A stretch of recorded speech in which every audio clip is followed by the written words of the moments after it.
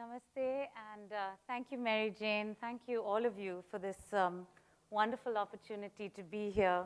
I'm only sorry I don't get to stay enough to take in the incredible music scene, because what Mary Jane didn't tell you, and she should have warned you before I got up on the podium, is that I did have a past life in which I was a rock singer.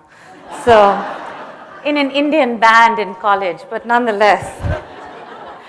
Good evening. I'm so pleased to be with all of you.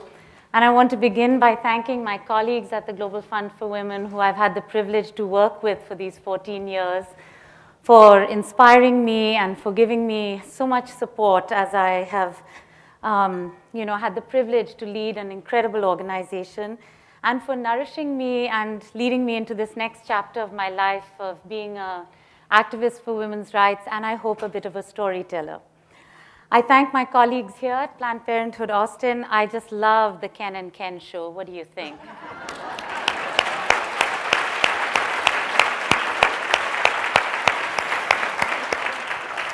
And I apologize for not being here with some of you last night. As those of you who know about how planned or unplanned parenthood can be, I have a 16-year-old daughter, and you don't always plan teenaged angst. So. A special warm thanks also to Bonnie Mills, who has been a long-time supporter of the Global Fund, an incredible activist. And we know how much we owe the generosity of supporters like you. I want to say a personal thanks to Carol, because I just want to grow up to be like you. What an incredible inspiration. I can't see her in this slide, but thank you so much. Thank you for reminding us to speak our truth.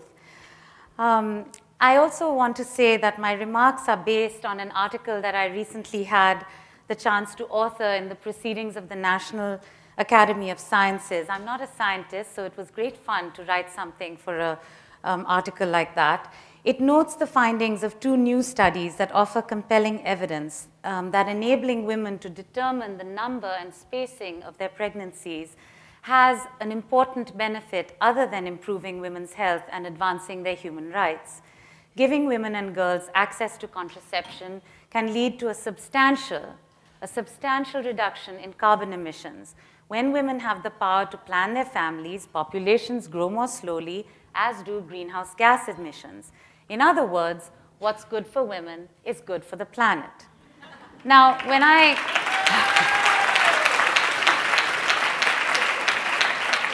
Now, although I thought this was a very clever title, my daughter, who's 16, turned to me and said, "Duh, that's pretty obvious, Amma."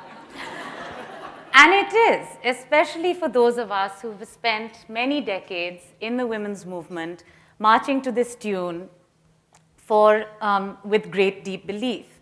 But in this current environment, and you heard it alluded to by a number of speakers before me, where so many rights that we once took for granted are no longer guaranteed, it is nice to have the gold standard of science confirm what we as women have always known.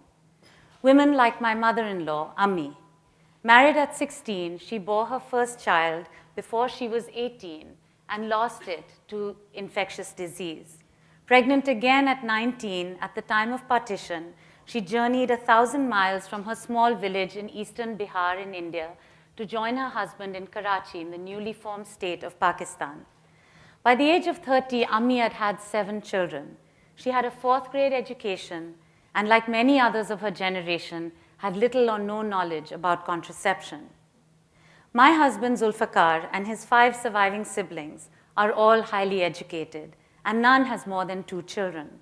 Yet for millions of women in modern-day Pakistan, a place I go to almost every year, like the young woman who cleans Ammi's kitchen in Karachi today, access to contraception is almost as inaccessible, and Ammi suggests maybe even more inaccessible due to growing fundamentalism than it was for her 50 years ago. Married off to a cousin at 15 and illiterate, Rani already has 3 children. And if statistics are anything to go by, she will likely have at least 1 more. Around the world, hundreds of millions of women, like Rani, are still denied a basic education, married off too early and against their wills, forced into sex, or simply unable to access, afford, or negotiate with their partners about birth control. Most would like more control over how and when they eventually become sexually active or pregnant, but lack the personal power and the access necessary to make any kind of an informed choice. The ability to determine whether and when to become pregnant is fundamental to the realization of women's rights, of human rights.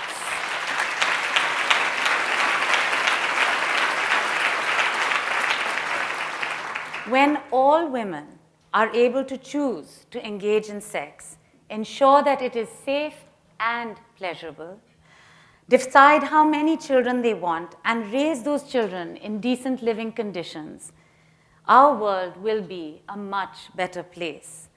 Women's health, children's health, and opportunities for families and communities will improve dramatically. And world leaders agree with us on this. At the Millennium Summit in 2000, 189 United Nations member states agreed to make 8 Millennium Development Goals, something that they would aspire to achieve by 2015. Access to universal family planning was key amongst those goals.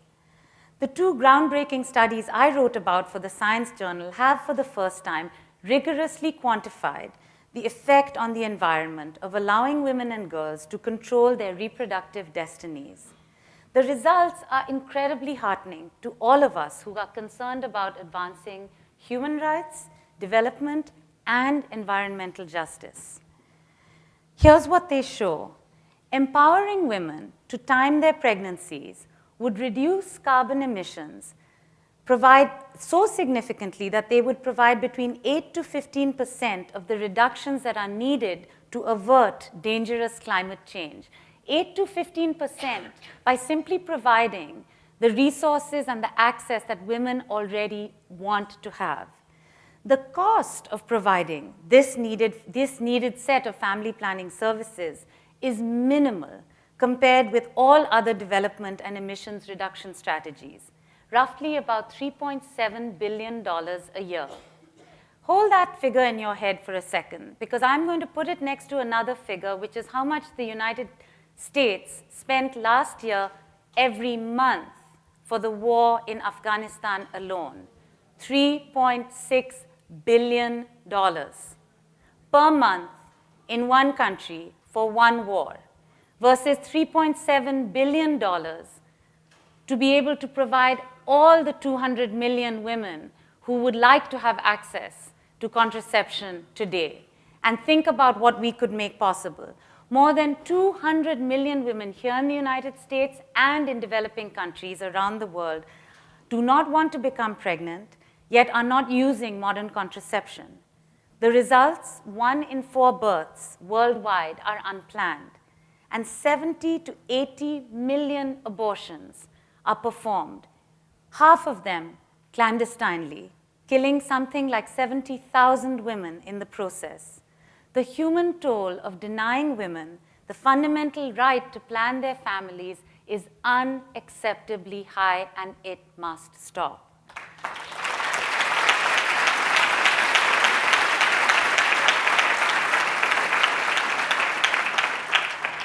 My experience, though, over the 14 years that I've had the privilege to serve at the Global Fund reveals that women's contributions to the planet are not merely to be counted in terms of reduced CO2 emissions. Although the work of Planned Parenthood, both here and around the world, certainly stands out as a key component in advancing that particular strategy. Instead, we have learned that women are increasingly proving to be eco-warriors, or to use a less militaristic term, eco-nurturers of a more sustainable future. Why is this the case? 3 reasons I would submit. First, our bodies mimic the planet, and I mean that literally. Ecologist Sandra Steingraber reminds us that women's bodies are the most revealing indicators of the health of the planet. After all, she says, the womb is the first ecosystem every human being inhabits. And as it turns out, women's wombs are remarkably sensitive indicators of what is out of whack with our world. Note this recent UC Berkeley School of Public Health study finding a link between prenatal exposure to pesticides in Mexican-American farm workers in farms across Central California and the prevalence of attention deficit orders in children below the age of 5, particularly boys. Another study at Harvard looked at exposure to organophosphate pesticides in school-aged children and found a strong and deep link to attention deficit disorders. Accidental injuries at home, achievement and learning problems at school, and a host of other problems with regard to their behaviors in school and much further on into their teenage lives are related to this. Connections like these are what led a Global Fund grantee partner, Orala Taniyazova, in Karalpakstan in Uzbekistan, to launch a massive campaign some 8 years ago to educate her community about the impact of pesticides and other harmful chemical residues in their very highly industrialized agricultural economy. Disturbed at what she was seeing in terms of birth defects and very high rates of maternal morbidity, Oral and her center, Percent, began to trace the poor health of her patients to the declining health of their surrounding environment. A Global Fund grant of $5,000 helped get them on their way, and today, Oral has succeeded in educating public officials and local farmers alike to switch to organic farming. 8 years ago, she came to California to accept the Goldman Award for Environmental Justice, often referred to as the Alternative Nobel Prize. 5 years later, another grantee of the Global Fund for Women's runs an eco-center in Kazakhstan. Between 1949 to 1989, the Soviet Union conducted nuclear tests in a remote region in eastern Kazakhstan, where the equivalent of 20,000 Hiroshima bombs were detonated. As a biology student, Kaisha Atakhnova saw the genetic effects of this nuclear radiation. She knew there was a high level of ignorance amongst the local population, although cancer rates in that area are 5 times higher than the national average. According to Kaisha, some 500 million children have died unborn, and an estimated 375 million people have contracted cancer over these years. In June 2001, the nuclear energy industry tried to introduce legislation that would turn Kazakhstan into a dumping ground for nuclear waste globally. Kaisha knew she had to stop this deal, and with a grant from the Global Fund, she joined forces with another 100 NGOs to fight the proposal, organizing petitions and hearings, and forcing the government to listen to the concerns of ordinary citizens. She helped defeat that proposal in Parliament. In her acceptance speech at the Goldman Awards a few years ago, Kaisha reminded us that radioactive contamination doesn't just stop at the borders of Kazakhstan. It spreads throughout our biosphere, and it recognizes no boundaries, and it will last for millions of years. By the year 2000, the world had already created enough plutonium to destroy the planet many times over. In her words, it is our responsibility, all of our responsibility, to fight for the safety of our children and say no. Imagine what tremendous strength we have if together we defend the right of our planet to life. That's the kind of right to life I'd like to be a part of.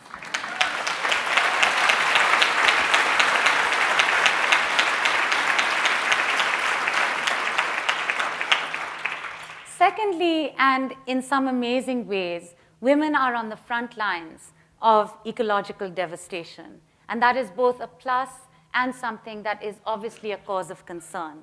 What do I mean by this? For those of us who work internationally, we know that women and girls walk many miles every day in search of fuel and firewood. This doesn't just make them great at taking care of their families, which they are amazing at. It also makes them keen observers of what is happening to their ecology all around them. They are often the first to notice changes in topography, availability of clean drinking water, the pollution of wells and rivers and streams, the disappearance of forests, and the deforestation